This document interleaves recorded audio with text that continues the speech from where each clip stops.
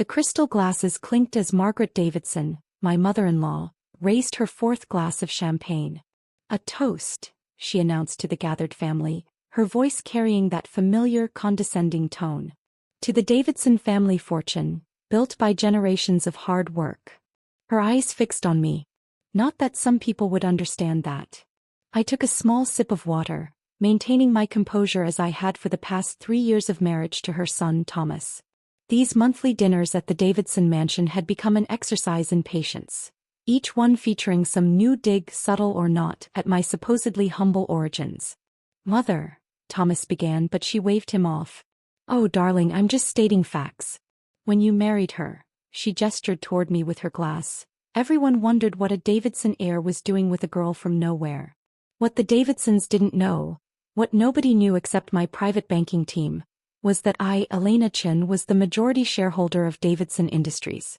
Through a web of shell companies and investment vehicles, the family fortune Margaret loved to brag about actually belonged to me." "Tell us again, Margaret," her sister-in-law Susan chimed in, "about how your grandfather built the company from nothing." I suppressed a smile, thinking of the thick file locked away in my office safe. It told a very different story. Davidson Industries had indeed been founded by Margaret's grandfather, but decades ago, through poor decisions and reckless loans, he lost control of it. My father, a quiet but brilliant investor, had carefully acquired the majority stake in the 1990s. When he passed away 5 years ago, he left me not just his fortune but his business acumen, and a letter explaining the true ownership of Davidson Industries. "Keep it quiet," he'd advised. "Until the right moment." "Elena." Margaret's sharp voice cut through my thoughts. "I notice you're not drinking champagne. Not good enough for your refined taste." "Just being careful with expenses," I replied mildly, knowing the comment would rile her up. As expected, she pounced. "Expenses? This is Dom Perignon, darling. 1 bottle costs more than you probably made in a month at that little investment firm where Thomas found you." If only she knew. That little firm was one of my family's companies, where I had worked under an assumed name to learn the business from the ground up. That was where I met Thomas. Not the spoiled heir his mother imagined, but a hardworking man determined to build his own path despite his family's supposed wealth. "Speaking of expenses," Margaret continued, swirling her champagne, "Thomas tells me you're still working. Honestly, it's embarrassing. Davidson wives don't work. We have an image to maintain." "I enjoy keeping busy," I said with a small smile toward Thomas. He knew I worked because I loved it, though even he didn't know the full extent of my business empire. "Busy?" Margaret scoffed. "Is that what you call it? We all know why you're working, squirreling away money in case Thomas comes to his senses. A little gold digger's insurance policy." The table fell silent. Even by Margaret's standards, this was brutal. "Mother." Thomas stood abruptly, his face flushed. "That's enough." But Margaret was on a roll, her tongue loosened by champagne. "Oh, sit down, Thomas. We all think it. This little nobody appears out of nowhere, sinks her claws into you, and now she's just waiting to cash in on the Davidson fortune." I thought about the quarterly reports waiting on my desk, the ones showing how Margaret's extravagant lifestyle was bleeding the company dry. The Davidson fortune she bragged about was little more than smoke and mirrors, propped up by loans and creative accounting. "Actually, Margaret," I said quietly, "I've been meaning to discuss the company's finances with you." She let out a harsh laugh that echoed through the dining room. "You discuss finances with me? I sit on the board of Davidson Industries, dear. What could you possibly tell me about our company?" The moment I had been waiting for had arrived. I reached into my purse and pulled out a slim folder. "Well, for starters, I could tell you about the unauthorized loans you've taken out against company assets. Or perhaps you'd prefer we discuss the offshore accounts you've been funneling money into." The champagne glass froze halfway to her lips. "What are you talking about?" "The Cayman Islands accounts, Margaret. The ones you thought nobody knew about. Or shall we talk about the shell company you created to buy your vacation homes with company funds?" "How dare you?" She slammed her glass down, champagne splashing across the imported tablecloth. "Thomas, are you going to let her speak to me this way?" Thomas looked between us, confused. "Elena, what's going on?" I slid the documents across the table. "These are the real financial statements of Davidson Industries, not the doctored versions you've been presenting to the board." Margaret, would you like to explain the $50 million discrepancy? Margaret's face drained of color. Where did you get these? These are confidential board documents. They're my documents, Margaret. Just like this is my company. The silence that followed was deafening. Her glass slipped from her trembling hand, shattering on the hardwood floor. What did you say? She whispered. Davidson Industries. I own it. Or more accurately, my family has owned it for the past 30 years. Ever since your father lost control. We simply allowed the Davidson name to remain for appearances. Thomas stared at me stunned. Elena. Why didn't you tell me? I'm sorry, darling. I couldn't. Not until I knew who you truly were, not who you pretended to be for your family's sake. Margaret pushed back her chair so violently it toppled over. Her voice shook with fury. You're lying. This is ridiculous. I'm calling security. Margaret snapped. Your security team reports to me, Margaret, I said evenly. They have for years, just like your board of directors, your executive team, and every significant shareholder you think supports you. The color drained from her face as the truth sank in. All those years of condescension, of treating me like a gold digger, of bragging about the Davidson family fortune, when in reality I had owned it all along. This is impossible, she whispered. The Davidsons, this is our company. I stood straightening my jacket. No, Margaret. You've been embezzling from my company. And tomorrow morning, the board will receive a very interesting packet of documents detailing exactly how much you've stolen. The room erupted into chaos. Margaret lunged for the documents, Thomas tried to calm his mother, and relatives either sat in stunned silence or hurled accusations at each other. I picked up my purse, ready to deliver the final blow that would set the next phase of my plan in motion.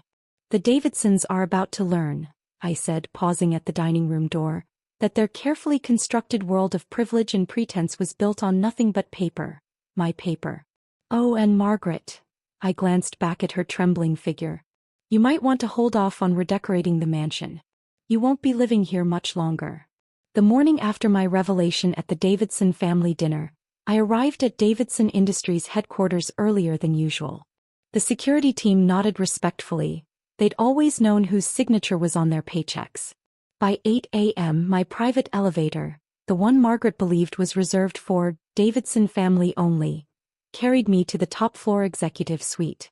At 8:47, Margaret burst through the doors, her designer outfit rumpled, last night's mascara still smudged under her eyes. Get out of my office, she screeched. Your office. I glanced around the spacious room I'd redecorated just last month. I don't see your name on the deed. In fact, I don't see the Davidson name on any deeds anymore. She slammed her hands on the desk. This is our company. Our legacy. Actually, I opened my laptop. It hasn't been your company since your father lost it 30 years ago. Would you like to see the original transfer documents? Or should we discuss the $12 million you've embezzled over the past 5 years? Her face went pale. You can't prove anything.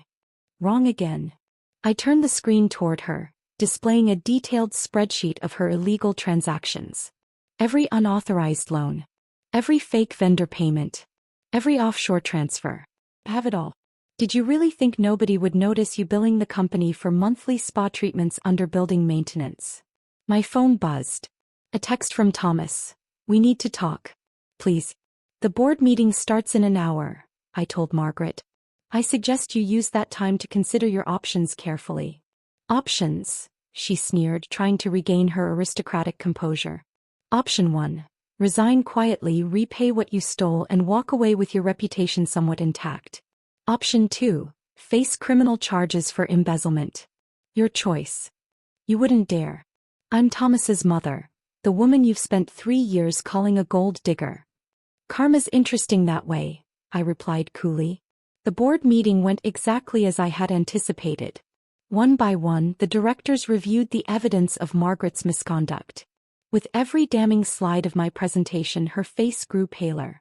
Mrs. Davidson, the lead director finally said, these allegations are extremely serious. Do you have any response? Before she could speak, the conference room door opened. Thomas walked in carrying a folder of his own. His voice was steady, though his exhaustion was evident. I have something to add. Margaret's eyes lit with hope. Thomas. Tell them this is ridiculous. Tell them what she's doing to our family. Instead, he placed the folder on the table. These are additional records of unauthorized transactions. I found them in my mother's home office last night. Thomas, Margaret gasped. How could you? How could I?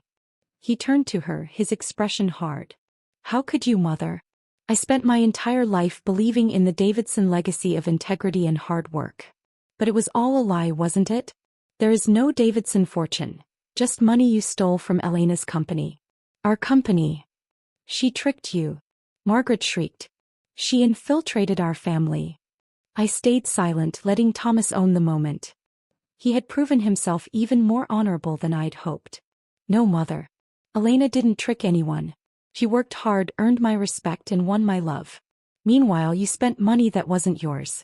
If anyone should be ashamed, it's us, the Davidsons, living on borrowed time and stolen wealth. The board voted unanimously to remove Margaret from her position and initiate legal proceedings to recover the stolen funds. As security escorted her out, she hurled one final threat over her shoulder. I'll tell everyone. I'll expose you. Go ahead, I replied calmly. Tell the world how the woman you mocked as a gold digger actually owns your company. I'm sure the press will love that story. After the board meeting, Thomas and I finally had our private conversation in what was now officially my office. Why didn't you tell me? He asked quietly. Would you have believed me over your mother's stories about the great Davidson legacy?